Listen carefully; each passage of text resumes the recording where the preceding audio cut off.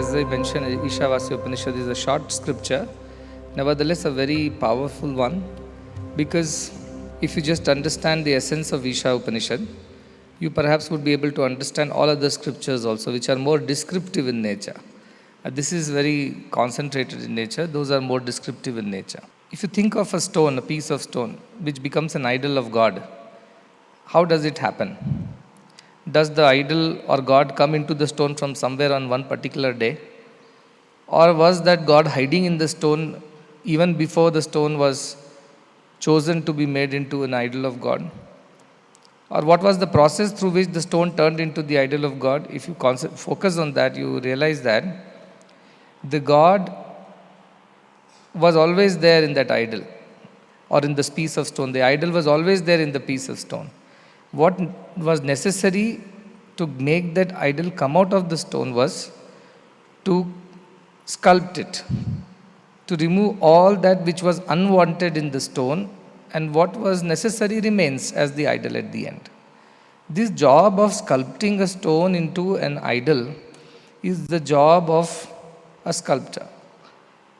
And this sculptor is a guru in this case. A guru takes a jivatma, an individual, and starts chipping away all that which is not necessary. And what remains at the end is Paramatma only. So what is jivatma, or what is an individual soul?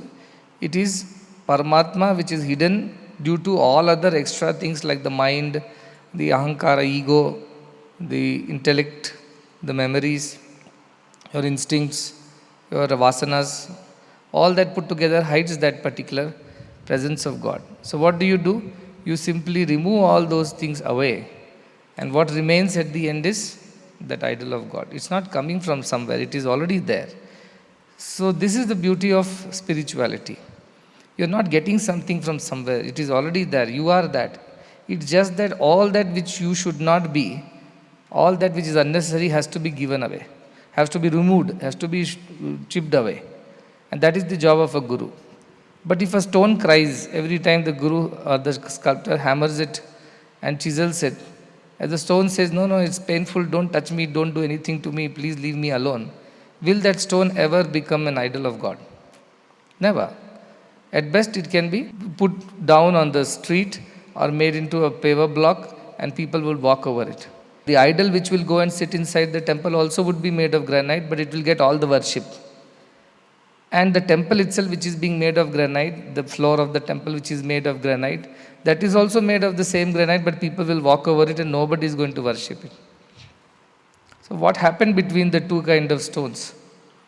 The first offered itself to the sculptor and said, you chisel me, you sculpt me, you do what you want with me, I submit myself to you.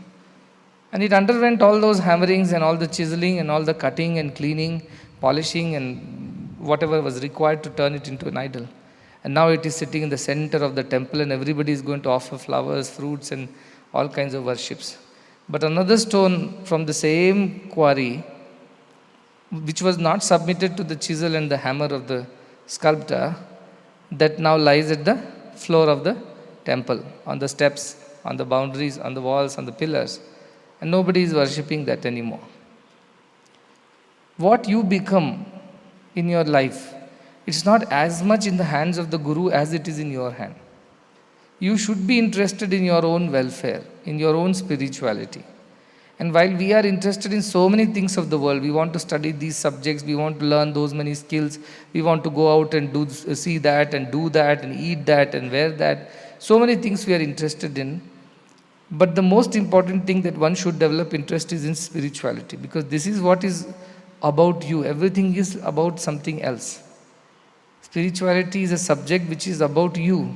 We are talking about your true nature, your true existence. So how can you not be interested in yourself is my question. And if you're not being interested in yourself, then you are being foolish. So develop interest in spirituality, because it is about you, it is not about anybody else.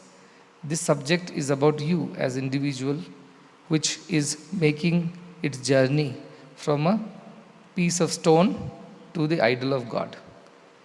Through the process of sadhana, through the process of Guru Diksha, Guru's grace, and all that which happens on the way. There are certain spiritual disciplines that you must follow. But if you halfway through you give up, then you will remain an half carved idol, which will be neither a stone on the floor nor inside the temple. It will be thrown away. Therefore, submit yourselves to the Guru's guidance, surrender your mind, and be there till the process is finished.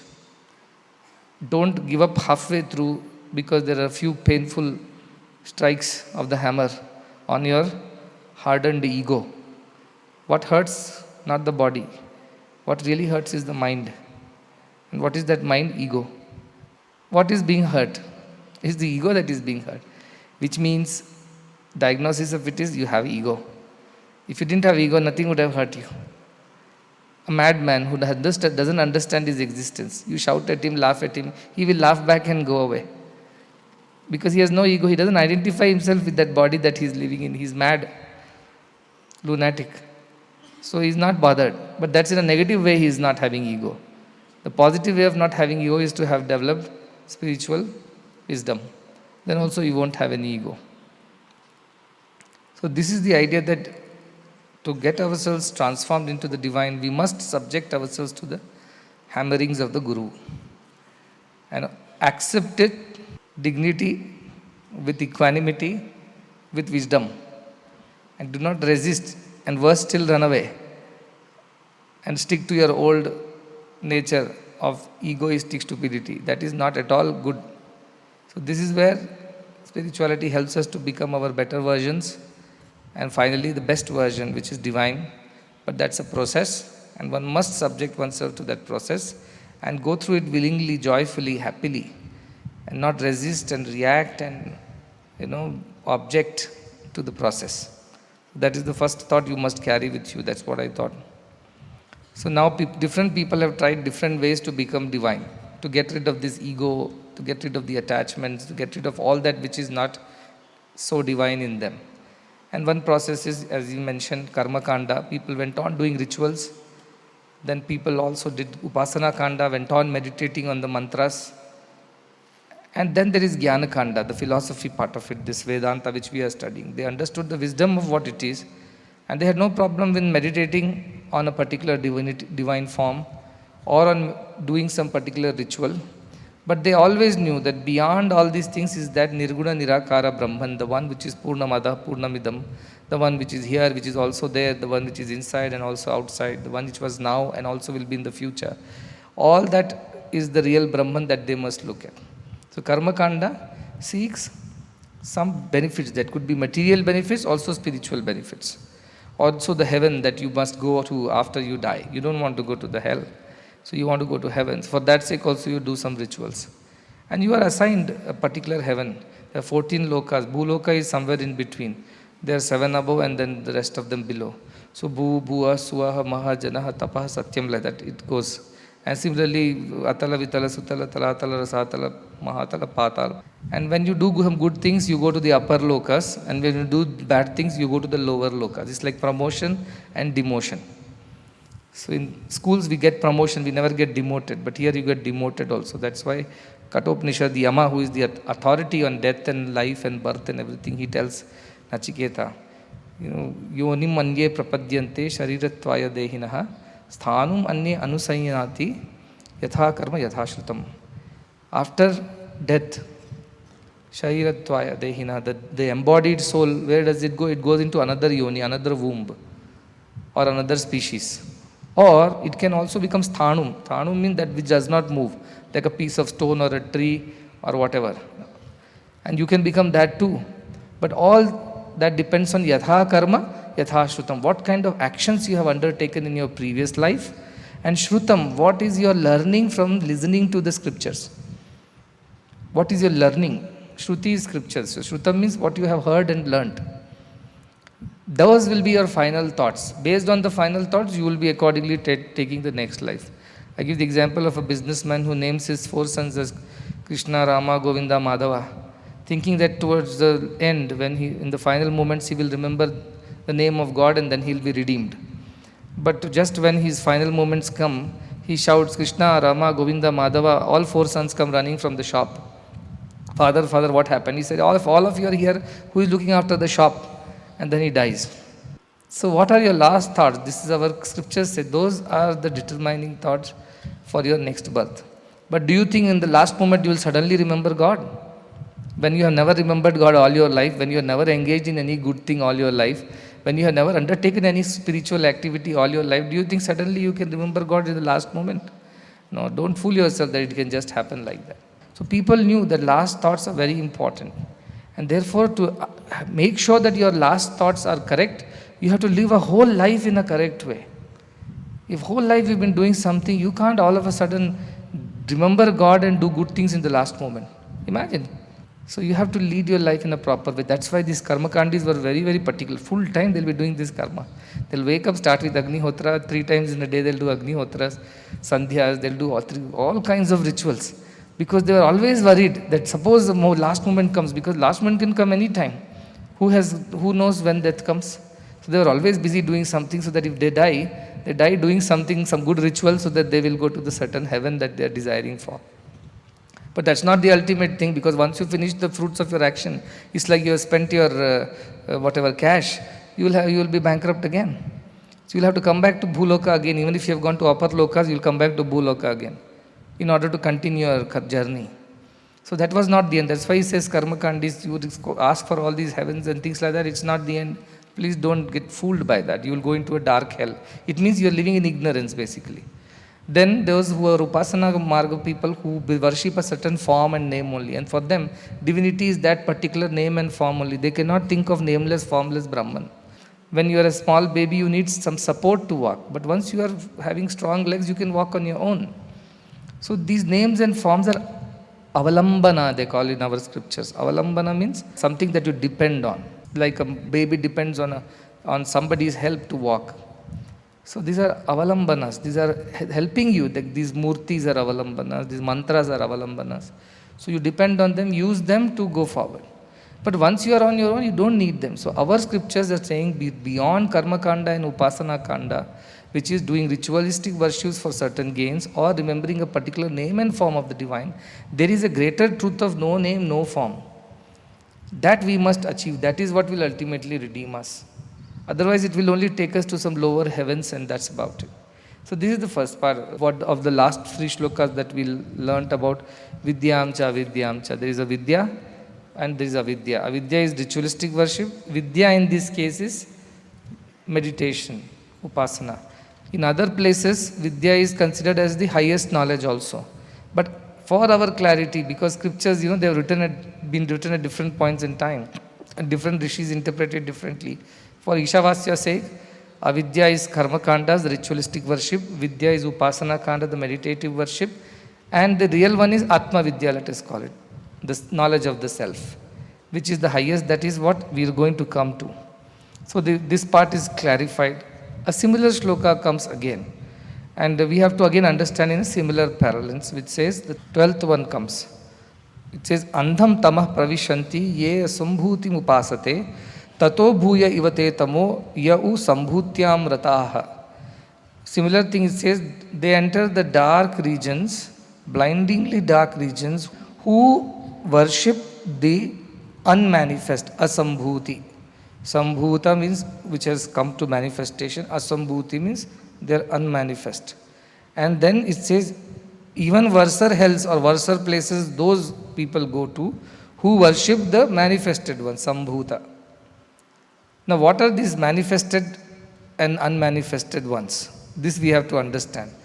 For this, actually, you have to learn about how the creation came into existence. An Upanishad called Aitreya Upanishad, a short Upanishad again, but it gives you some sequence of creation. It's not Big Bang, which scientists say. That when Big Bang happened, suddenly all clouds of gases were released, and then these gases condensed or formed some kind of matter. They flew in all directions as planets and stars until now they are burning. And then one of the planets of all these so many galaxies and universe, Earth became lucky. It was at the right distance from its star called Sun, neither too cold nor too hot. And then because of whatever gaseous reactions, it had a water, it had an atmosphere, and therefore life happened over here. And we are all very lucky to be living on Earth as life forms. And this is the evolution that they talk about. But our Upanishads say this may be the process which must have taken place over a period. But the original idea of why creation came into existence and what was the first appearance, first manifestation. So the Eitri Upanishad says, in the beginning, there was this I. This idea of I, this awareness was there. That was neither male nor female nor whatever an entity. There was this existence was there. Simply an aware existence was there. Was it manifest? No. Was it unmanifest? No. It was just there. You can't put it in any brackets like this. Now this original thing is called Brahman actually, a scripture. Now when this Brahman was there with awareness, somehow it thought that I must create. A thought occurred to him. Before that there were no thoughts. Can you imagine a state where there are no thoughts? Only in deep sleep there are no thoughts. So like that there was a state of blankness, but it was aware. It was not dead or unaware blankness. That state was the original state of things. Undisturbed, perfectly in equilibrium, no thoughts. Then one thought emerged from itself. What was the thought? I am here. Nobody knows I am here. The moment the Brahman started thinking, it was called Ishvara. That Ishvara was also unmanifest only, because thought is not a manifestation, not a material manifestation. It is a subtle thing only, thought. So it was an unmanifest Ishvara. Now what this Ishvara did? It is thinking that I must get manifested. So it needs to manifest, it needs to create some matter or material with which it will manifest. So Ishvara had Prakriti with it. That is what Shiva Shakti we talk about. This Ishvara is the thinking Brahman, and its powers to create is the Prakriti. Still they are unmanifest. They have not come into existence as a manifestation. So Ishvara and Prakriti are in the second level, you can imagine. The moment Ishvara happened, Prakriti also happened. Prakriti is the Shakti. The energy also happened along with that. Because every thought is an energy, isn't it? A good thought gives you positive energy, a bad thought gives you negative energy. Every thought is energy. So this energy was accompanying this thought. So Shakti was accompanying Ishvara. This is how it was put, second level. Now the manifestation has to happen. Then we need some raw material to create anything. So with this Shakti, which has the power of generating things, that is why Icha Shakti, Kriya Shakti, Medha Shakti and all that. It has a power of generating things. So it generated some material. 4 lokas came into existence. Apa, Ambaha, Marichi and Mara. Apaha means water. Ambaha means the skies. Marichi means the shiny regions, beyond skies they say, where light exists. And then Mara, the earth, the matter came into existence. And from them came one being, it seems. This is like, primordial liquid-like thing. The gaseous state, which was still forming in formation. From there, this whole thing was shaped like a lingam, it seems. Hiranyagarbha lingam, it's called. Why it's called linga? It's a spherical sphere, is a perfect structure, it seems. All forces are at perfect balance in a spherical shape. Therefore, it remains that way. So, sphere is kind of a symbolic representation of that perfect initial manifestation of whatever the gaseous clouds, which further divided into these 4 categories of material. So, this gaseous cloud or whatever that original material, the primordial raw material, was in a shape of a linga, they say. That's why we worship linga as a symbol of that origin. And this linga was called hiranyagarbha. Why? Garbha means womb, because it had all the material to generate life and everything. So it's like a womb.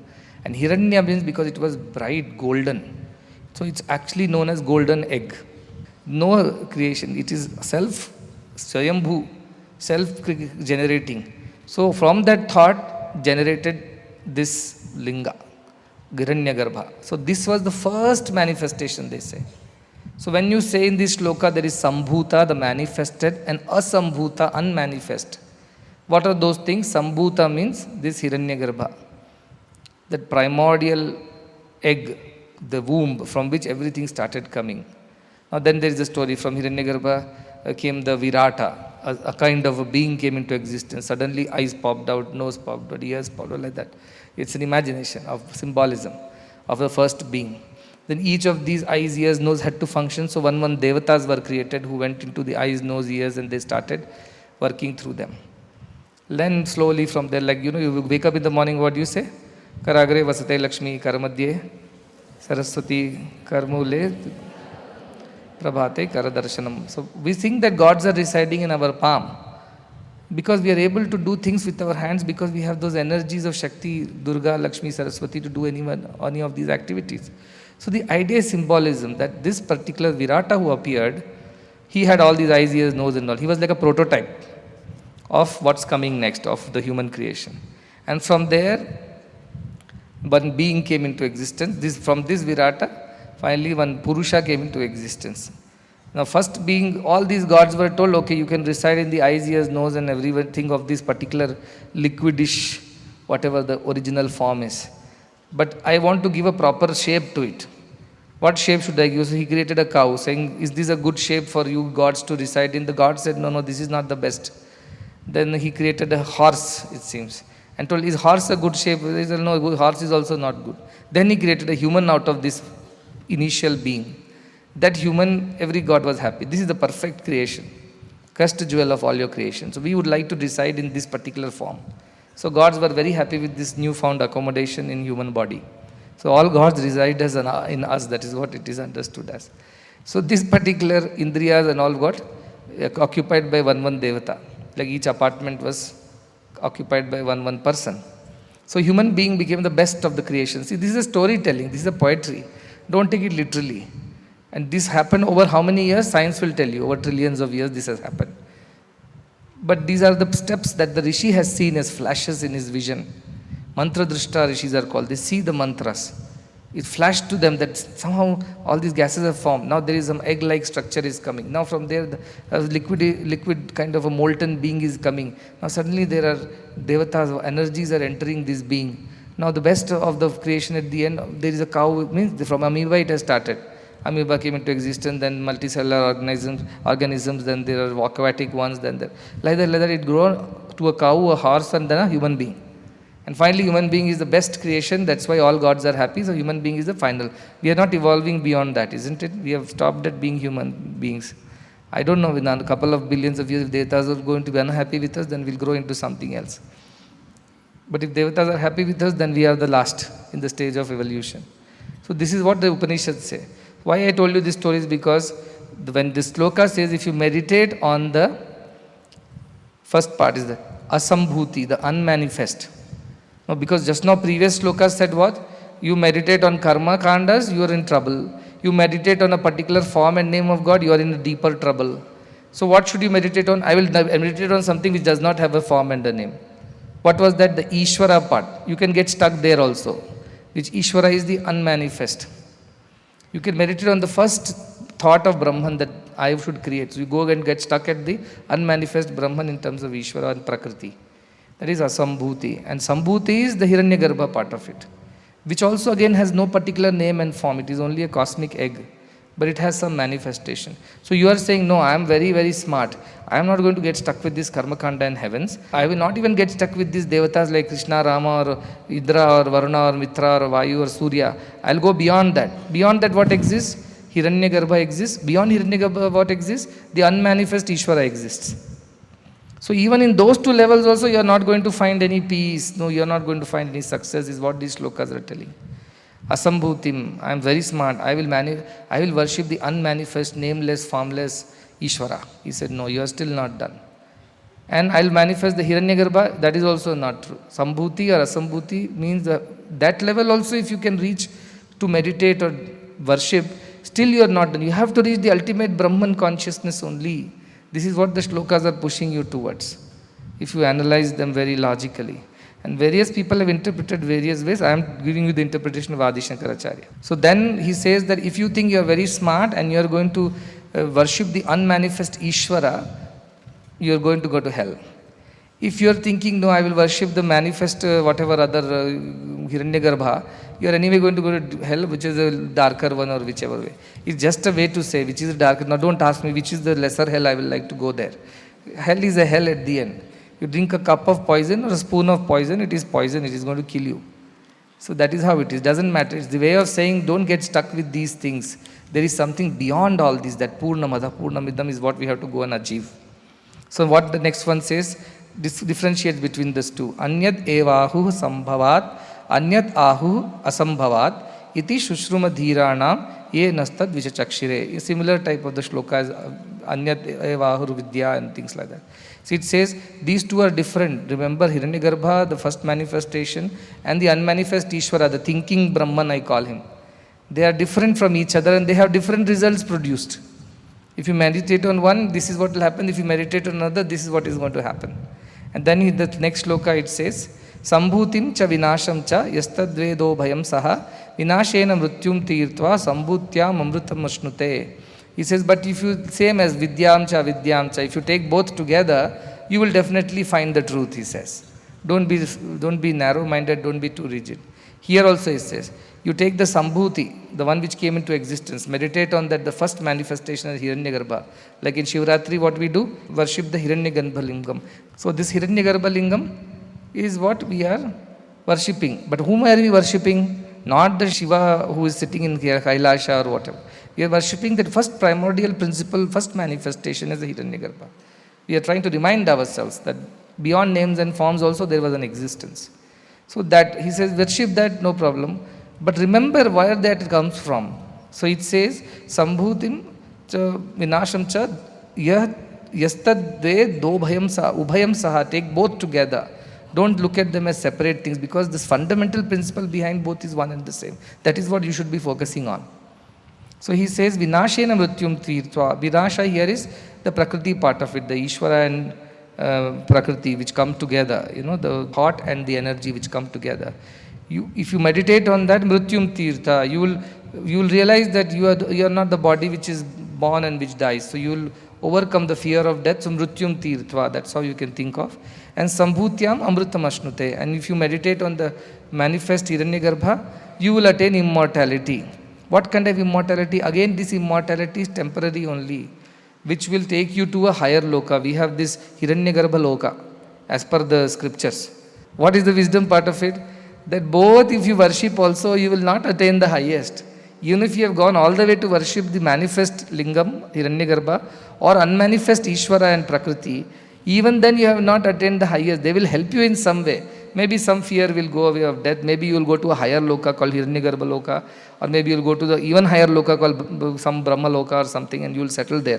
This is Satya loka which is highest. That is the Ishvara loka. Ishvara and Shakti, that loka is Satya loka, which is the topmost.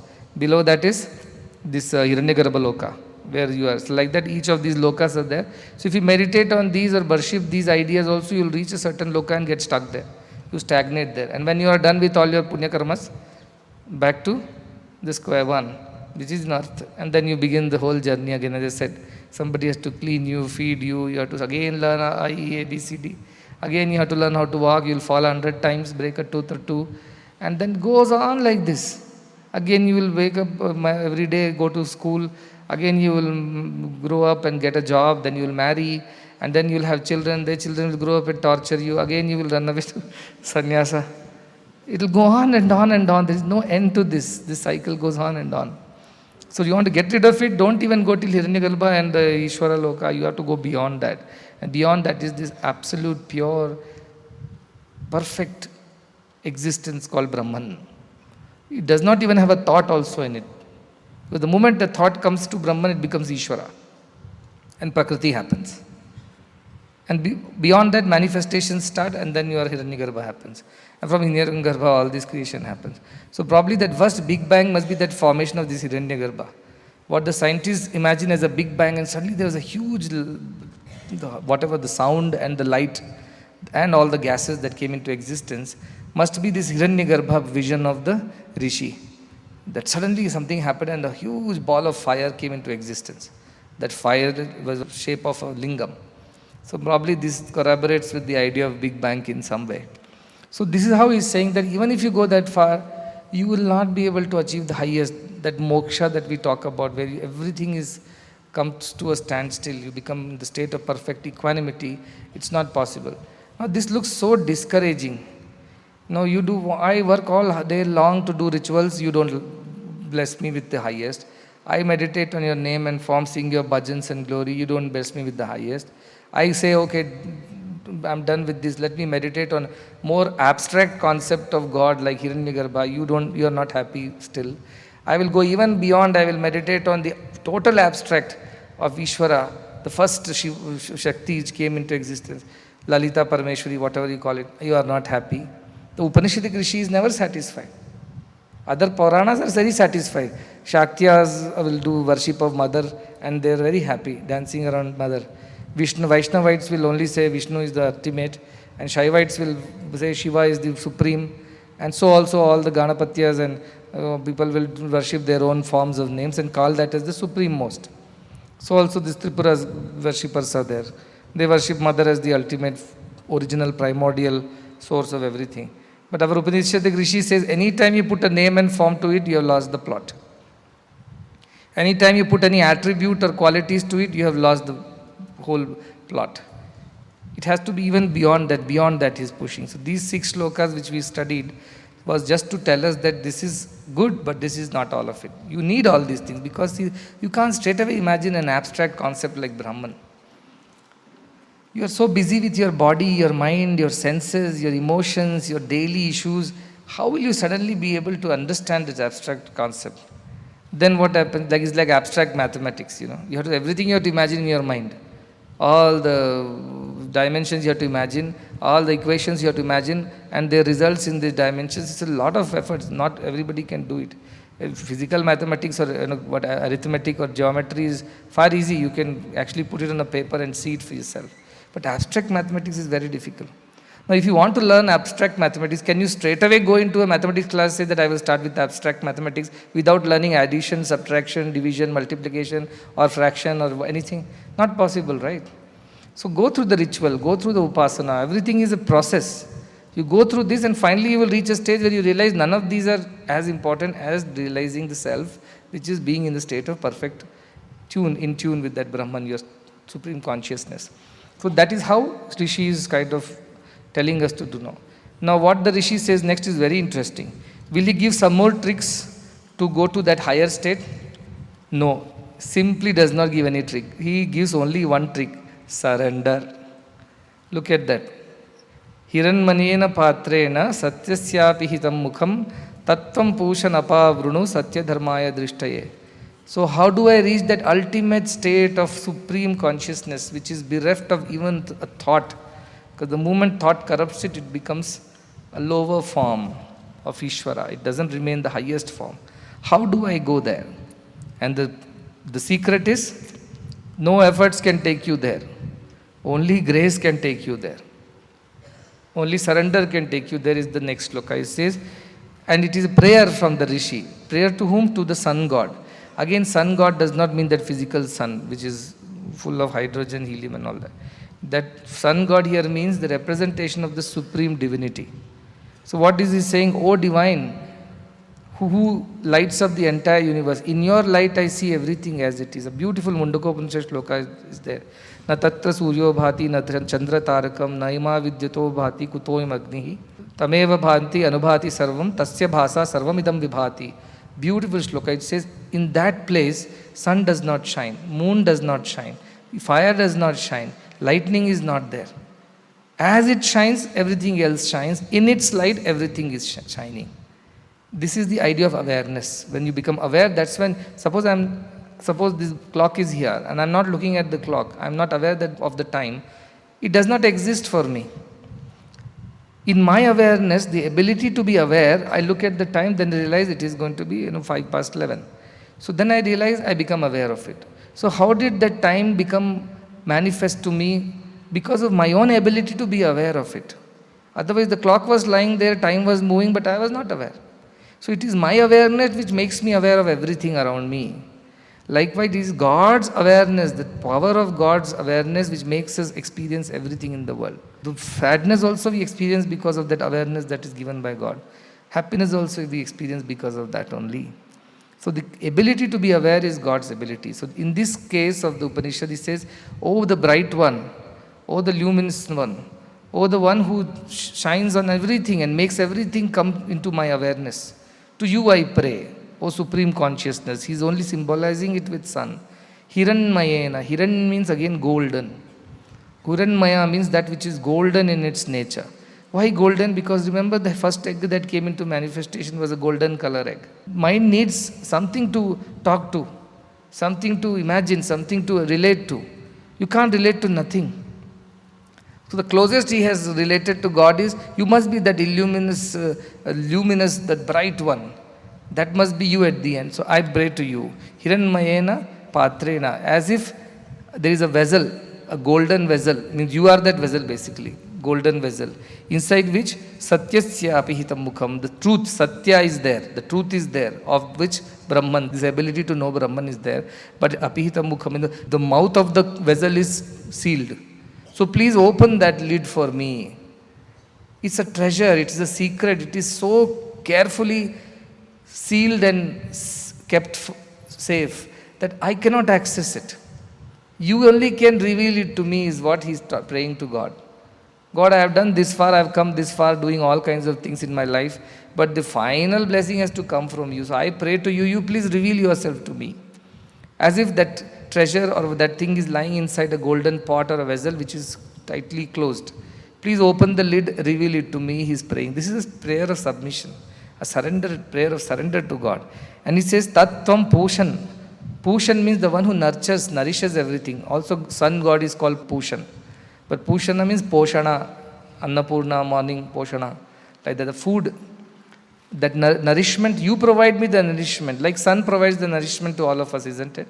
You may say, how does it happen? Oh, the plants grow because of sun, the rains come because of sun, because of which we eat and we grow. So our nourishment comes from sun. Like that, my soul is nourished by the divine self only. So, oh ultimate son of nourishment, the divine, please bless me. Apavrunu, remove that cap. Apavrunu, remove that lid. For what sake? For my sake. Why you should do it for me? You may ask, why do you deserve this? What have you done? He says, look at me, I have followed Satya and Dharma all my life. Satya Dharmaya. I have practiced truth, I have practiced Dharma all my life. Remember that? Tena Tyaktena Bunjita Maguda Kasya Svidhanam. All this I have practiced all my life. I have never stolen from anybody. I never harmed anybody. I have always walked on the path of righteousness. I never deviated from the path of truth. I have done my Agnihotras, I have done my rituals, I have done my meditations, I have done everything as described or as prescribed by the Upanishads and the texts, as guided by the Gurus. I have done everything. Please, may I be deserving of this favor from you, that you shall reveal yourself to me, who is hidden as if a very precious gem is hidden inside a box or a vessel which is tightly capped. The owner of the vessel only can open the cap and show me the jewel. I pray to you, and you should do this for me, because I have always followed Dharma and Satya as per the scriptural injunctions. So I am deserving of this grace. So please reveal yourself to me. What a beautiful, humble prayer of the Rishi. After having led a pure life, no selfishness, no greed, no violence, no negativity, with such a pure life, also he is incapable of accessing that Brahma Vidya.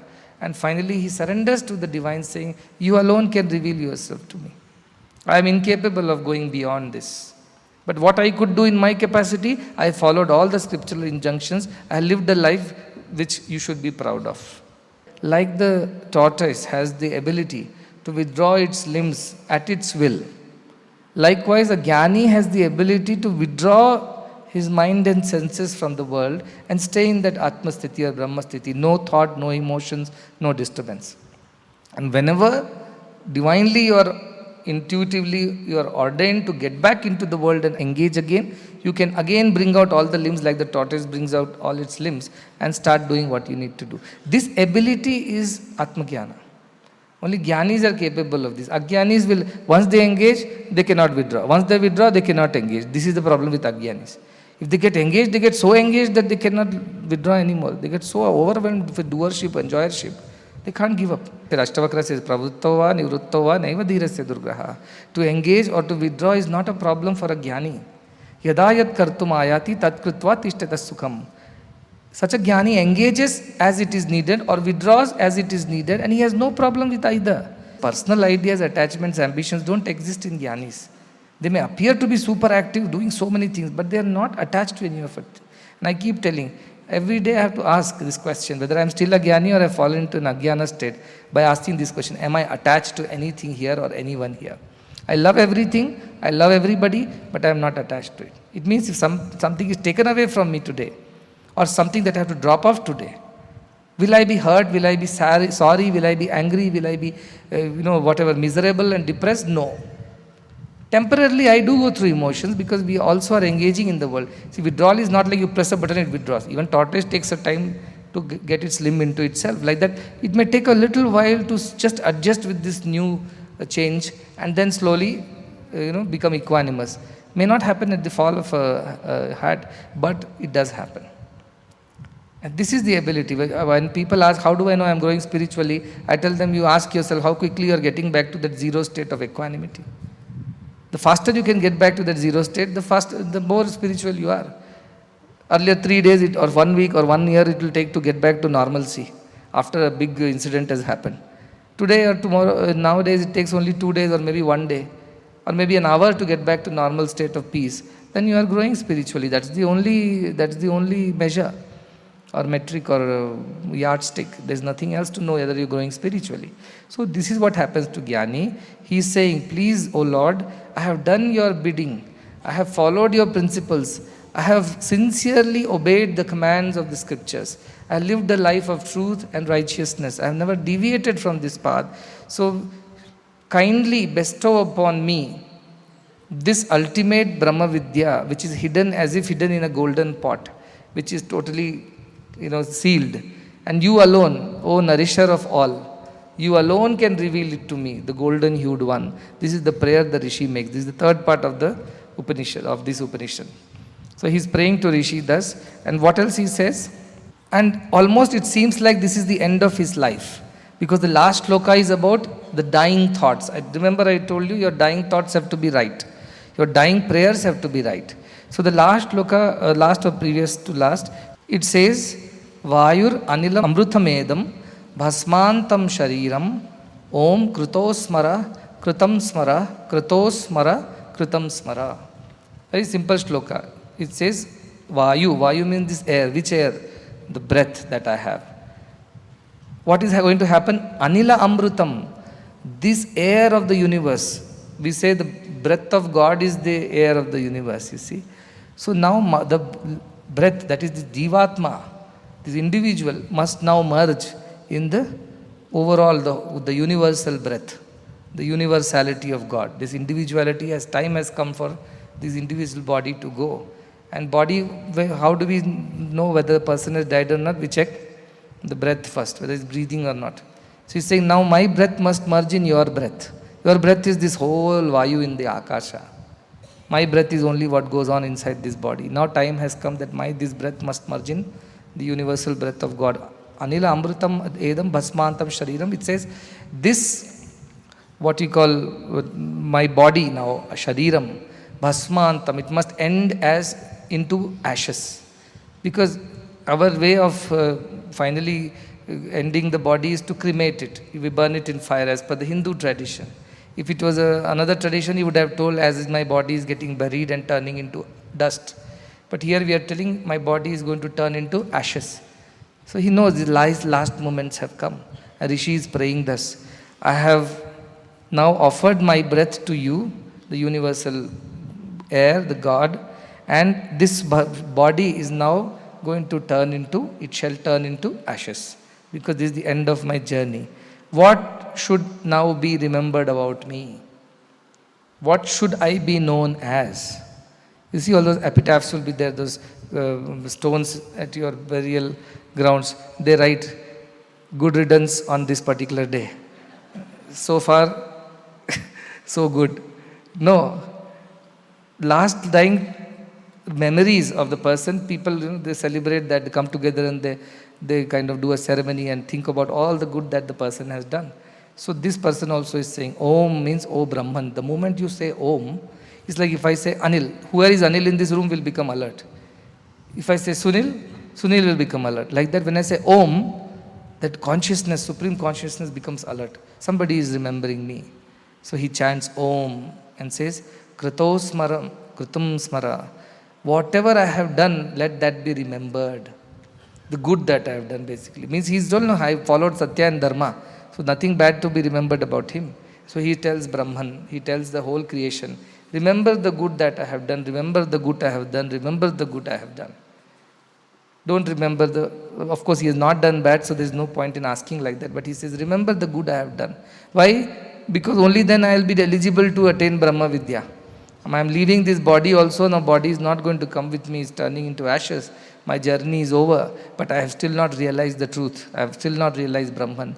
Oh Brahman, be kind to reveal yourself to me, at least at this stage, as I offer my breath and the body back to you. And why should you give this gift to me?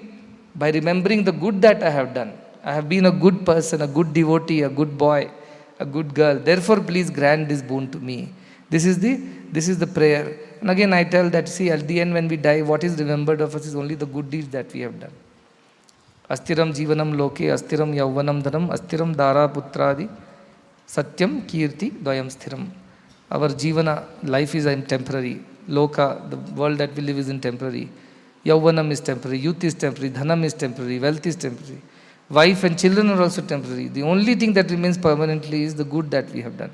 Satya, Kirti, or Satya, Dharma, Dvayam Sthiram. These are what will remain at the end. All our pursuits are false and temporary. What good we have done in this world, the righteous life that we have lived, the truth that we have adhered to, that alone God will remember to qualify you for Brahma Vidya or not qualify you. Because for all else you can qualify yourself by doing rituals, upasana and all kinds of things. But for Brahma Vidya, the qualification is, the selection criteria is by God. And the qualification criteria is the good that you have done to the satisfaction of the divine. Look at the noble lives these people led. Constantly aware of the ultimate goal of life, which is moksha. And constantly mindful that moksha will not be possible for me to attain unless the divine blesses it on his own by being pleased with the way I have lived my life. This is the beauty of this sloka, the beauty of this prayer. And then the final prayer he makes, 18th sloka, Agne, O fire god, because we are being burnt, right? So fire is like a god or a messenger or our, what you call, shofar, who has come to take us. This is a symbolic way of saying again. So it says, O fire, now that you have come to take this body and release me, the spirit from this body, please may you lead me supatha in good ways. Agne naya supatha raye asman vishwani deva vayunani vidwan yodhyasmat juhurana meno bhuyishtham te nama uktim vidhema. The sloka is very beautiful. Again, it's a prayer. It's a humble prayer of a departing soul, who is a very noble soul also. He says, Agne naya supatha raye. O Agni, fire god who has come to take me now. But how? By the good path, supatha. Supatha means through a good path. If you have done wrong things, then you will go to hell. You know, that path can't be very good. So he is very confident that he will be taken to the Brahma Loka, straight to Brahman. So take me to the good path, where I will enjoy the prosperity of, that is Rai, the prosperity of the fruits of all that I have done, the Satya and Dharma that I have followed. The fruit of it is, I must attain realization now. So take me. And he says, Asman Vishwan Deva Vainani Vidwan. He says, you are Vishwan, means you are everywhere, you are in all. O Deva, O Divine. Vayunani, all the deeds that I have done, you are the knower of it. I am not lying to you that I have done Satya and Dharma. I am not cheating you, I am not lying to you. You are the all-knowing God. O fire God, you are the all-knowing one. Therefore, lead me based on my deservedness, my candidature, my qualification, through the good path. To where? To the ultimate divine destination of being a Brahma Vida, or being a realized soul. And he says also, Yuyodhyasmat Juhurana Meno. Yuyodhi, destroy. What? Asmat, from us. Juhuranam, any crooked ways that may still be left. Because we may not be perfect. We may not be perfect as per the directives of the scriptures. I might have made mistakes too. But these are mistakes which are involuntarily done, not knowingly done. So he is capable of praying for it. We pray every night. Do you pray? Karacharana, kritam va, kayajam karvajam va, shravana nayanajam va, manasam va pradam, vihitam, avihitam va, sarvame takshamasva. So forgive me for all that I have done through my body, through my limbs, through my eyes, ears, nose, mouth. That is what we pray every night. A prayer of forgiveness. And what do we say? Vihitam, that I have done knowingly, and avihitam, that which I have done unknowingly also. Many times unknowingly we may be stamping on some insect, and that is a himsa again. But we don't mean it, we don't intend it, but it happens. So anything that I have done which is not right, which is crooked, which is wrong, please, oh fire God, forgive me at this point in time, because I am done with this life. I have no more time left to correct my actions, to repent or to remedy any of these things. It's over for me. So I have done mostly good, but if at all I have done things wrong, if there is anything wrong and not so nice in me, if there are sins that I have committed in some way, knowing fully well that I have not done it intentionally, please forgive me for that. And he says, I pray to you, Bhuyishtham te namauktim vidhema, with complete fullness of my heart. I sing your glory. I offered you the words of salutations. Namauktim. I am speaking words of Nama. Nama means of salutations to you, vidhema, and I offer these words to you, O Lord Agni, that now that you have decided to take me, and my body is turning into ash, and my air, vital life air, is merging in the universal consciousness, universal air. I might have sinned, I might have made mistake inadvertently. Please do forgive me for all that, and have mercy and take me through the good path to my ultimate goal of self-realization. This I bow down to you again and again and offer you words of praises for doing this favor to me. This is the end of Ishavasya Upanishad. Now you see how beautiful the whole Upanishad takes us through the entire journey of Jivatma to Paramatma. It first sets the tone that we must realize that everything is permeated by the divine and accordingly behave by not stealing or grabbing or hoarding or coveting somebody else's wealth, and instead sacrificing and consuming. That is the very first, it sets the tone of the Upanishad. It tells us what needs to be done. Then it tells if you don't do it, you are going to go to hell, and very, very dark hells, because your life will be miserable. Misery is hell. If you live here in a miserable life, that is hell for you. So it's not separate hell you need to wait for. You can experience that right here. So this is what you will be condemned to if you are selfish, if you are greedy, if you are unlawful, if you are immoral, if you are hurtful. This is what is going to happen to you. You will condemn to hells. And then it goes on to explain, but the nature of Brahman is so beautiful. It's trying to incentivize us. Nature of Brahman is bright, it's luminous, it's without any sins. It is everywhere, it is all-pervading, it is redeeming, it is blissful. It is bright. All this is trying to incentivize that no, you should not go to hell, you should try to attain Brahman. But then he says there are people who have tried different ways of attaining Brahman, but not all the ways are right. Nevertheless, they are needed in the beginning, but that's not the ultimate. It's like you take a taxi to the airport and then you get into the flight. Then you give up the taxi. And then you take the flight and reach your destination and give up the flight also. Likewise, these rituals, these worships are necessary for us to go from point A to point B. But that's not the end of our journey. So what is the end of our journey? He says you follow all these things, you will only go to certain levels, but they are like hell, because you will be shocked that you are in a wrong place at the end. That shocking revelation or shocking realization is like hell. Like you studied all night for your chemistry paper and next morning you come to know that it's actually botany. Imagine, that's hell. So you worked so hard thinking you will somehow do very well, and next morning the paper itself is different. So that kind of shocking experiences happen to those who are in Karma Kanda and Upasana Kanda and then don't go beyond this. And even if they go beyond saying, I'm a Jnani, I know there is something called hiranyagarbha, and beyond that there is something called Ishvara. Even then you are going to go to hell, because the paper will be different at the end. So remember that, and then he says, okay, this is in my capacity. Beyond that is not my capacity. Beyond that it's only your grace, that 99%. All my life if I lead on the principles of Satya and Dharma, that is only 1% of the effort. That finally opening of the lid and revealing the content to you is divine grace. And that will happen to those who have put that effort in the first place. Otherwise you can't even ask like this. How undeserving it will. Just imagine, we just open our mouth and without any shame or hesitation say, Swami, grant me Brahma Vidya by Monday morning. We don't even have the maturity to know what to tell whom. Are you even deserving of it is the question you have to ask. Somehow we all feel we are entitled to it because we are devotees. Somehow it comes to us as inheritance. No, it doesn't come. You have to earn it. What is that you do to earn it? Satya Dharma. truth and righteousness. What is truth? Living by this principle that everything is permeated by the divine. Always being mindful of this, respecting, revering all life with spiritual attitude. That is Satya. And what is Dharma? Behaving according to this principle is Dharma. Knowing that this principle exists, that God exists in all is Satya, and doing help and never harming anybody is Dharma. Do these two things and you are deserving of this Brahma Vidya, which will redeem you of the cycles of birth and death once for all. So this Rishi is really deserving, he is confident. He is like the student who has written the paper well, and he can easily go to the teacher and say, "Sir, I have done very well, and now I leave the result to you. May you be kind enough to correct my paper generously and magnanimously you give me my marks. And if I have made a few mistakes here and there inadvertently, please don't cut too many marks for that. Know that I have done by mistake, not knowingly."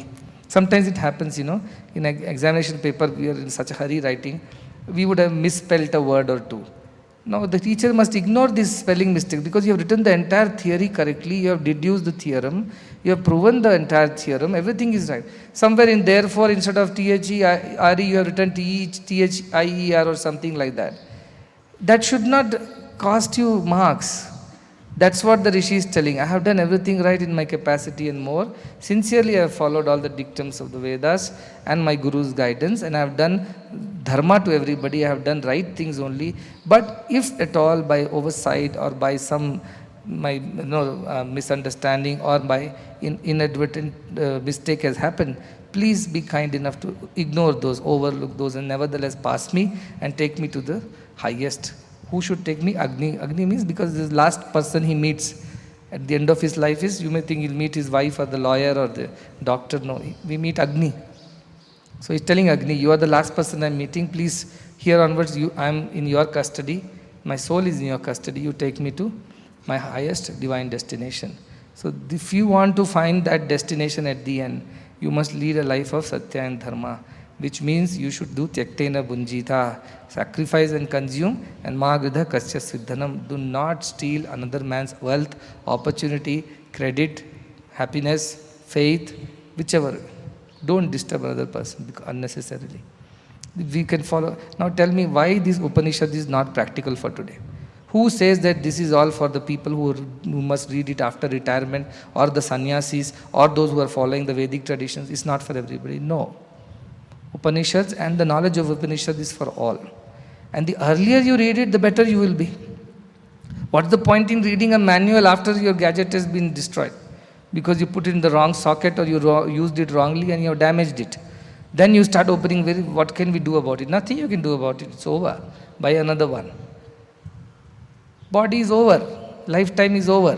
What can you do about it now? Nothing. Because you opened Isha Upanishad at the end of your life. Oh, this is how I was supposed to live, is it? I lived in another way. Now can I ask Sun God to forgive me and nevertheless grant me this? No. Answer is, Sun God will say, I am very touched by your sincere prayer, but sorry, no. Not possible. Try another time. Come back again.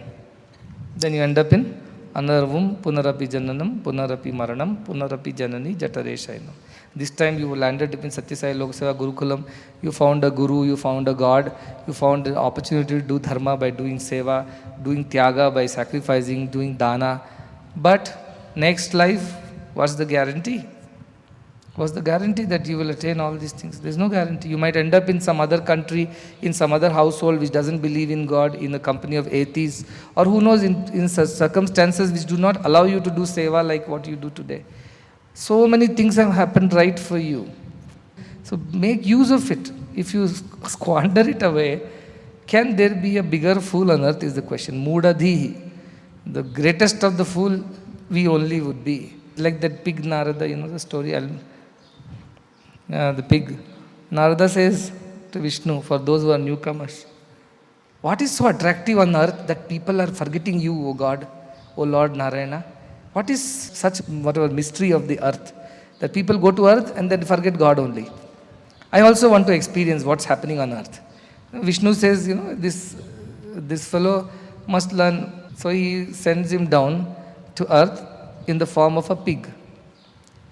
And naturally, pigs live in sewers, so he's living in some marshy swamp or somewhere.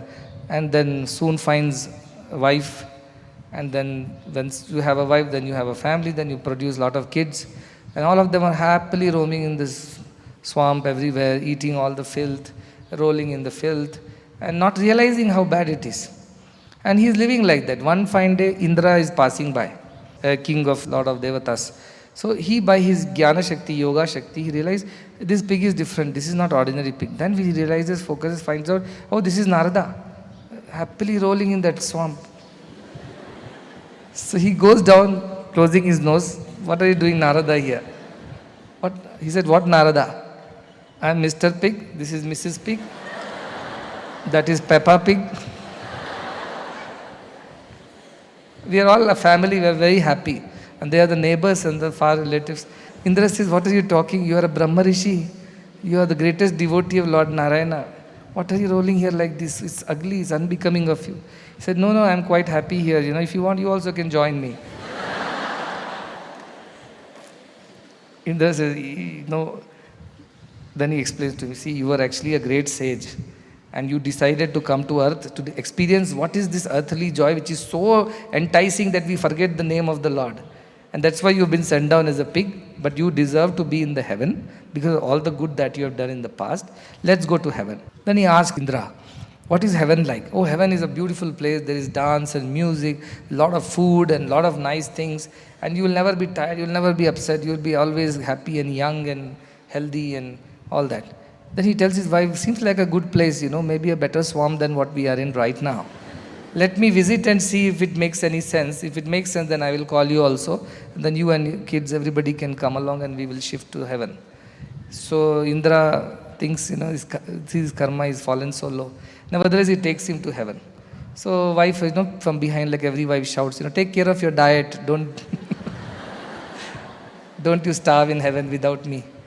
Anyway, he goes to heaven with Lord Indra, it seems, and then all these apsaras are dancing, there is music, there is festivity, there is so much of brightness. He's unable to tolerate all this because he's used to dark and dirty and filthy and stinky swamps.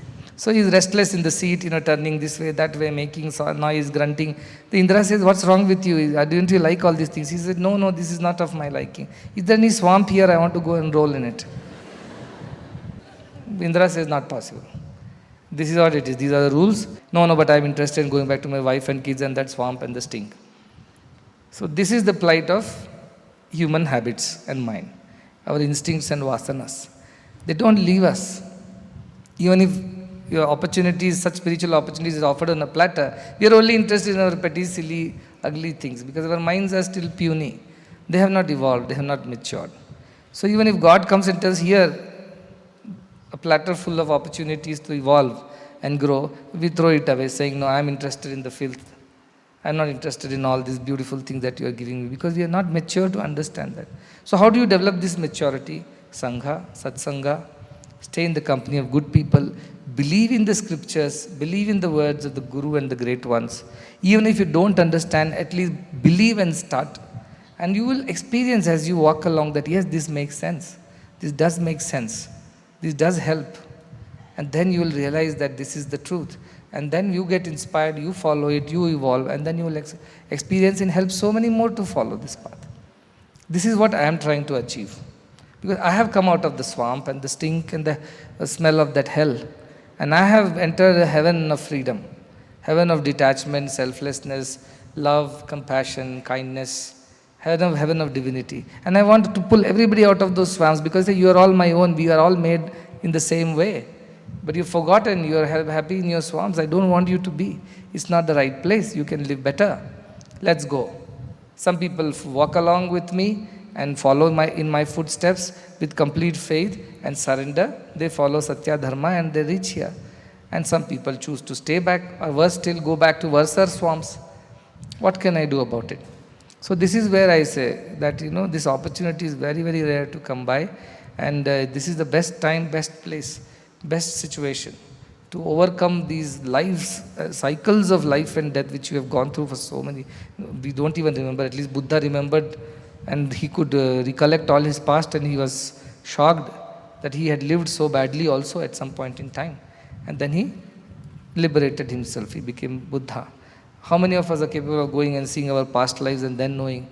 Is it good enough if Guru says that you had a long past and you had many ups and downs, wrongs and rights? Now, leave all that behind. Here is your time, here is your opportunity. Make use of it and achieve what you need to achieve. Now tell me, what else should matter in our lives after reading scriptures and believing in these truths? Should it matter whether my salary is going to increase next month? Should it matter whether I can buy another big house? Should it matter whether I got 100 or 99? Should it matter whether I have so many Facebook followers or none? Should it matter that I am the most famous or the celebrated person or not? Should it matter that I am the most beautiful or handsome or not? All these won't matter once you know these truths and you believe in these truths. Then suddenly this will become your priority and everything else will become subservient to this idea. So if house happens, yes, as long as my spiritual journey is not disturbed. Marriage happens, yes, as long as my spiritual journey is not disturbed. Wealth happens, fine, as long as my spiritual journey is not disturbed. Friends happen, fine. Followers happen, fine. Whatever achievements happen, fine, as long as it does not disturb my spiritual evolution, which is the path of Satya and Dharma. So this is where I am very particular that everybody learns Upanishads and believes in the truths of these Upanishads. And I have explained to you very logically. Not everybody explains Ishavasya as logically as this, that why it must be a part of your spiritual journey. How is this journey happening through the Upanishad? Because these slokas have been picked up from various places and somebody has put them together. And there is no real connectivity other than just, it jumps from one concept. But there is a interlinking idea. That when you believe God exists in everything and behave accordingly, it will make you deserving of that Brahma Jnana, which otherwise you cannot achieve unless God becomes pleased with you and decides to reveal it to you on His own. But for that you must deserve that. And for that you should have made God happy. So this is the journey that you must undertake. Think about it, contemplate on these truths, digest it, assimilate it, and we will again discuss when we have the next opportunity. Chant Purnamada Purnamida.